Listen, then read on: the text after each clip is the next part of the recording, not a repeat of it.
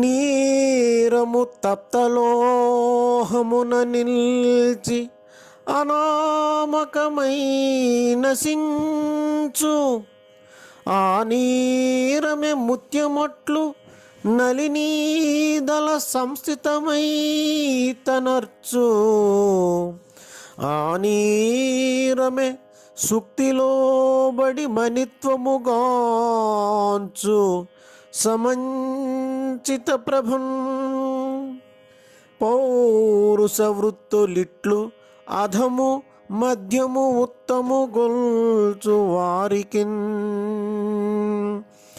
పౌరుష వృత్తులిట్లు అధము మధ్యము నుత్తము గొల్చు వారికిన్. భావం: కాలిన ఇనుముపై పడిన నీరు ఊరు పేరు లేక నశించిపోతుంది. ఆ బిందువే తామర ఆకు మీద పడినప్పుడు ముత్యంలాగా ప్రకాశిస్తుంది. ఆ బిందువే ముత్యపు చెప్పులో పడి చక్కని కాంతిమంతమైన ముత్యముగా మారుతుంది. కనుక ఆశ్రయానుసారముగా నీచులు, మధ్యములు, ఉత్తములు అనే పేరు వస్తుంది.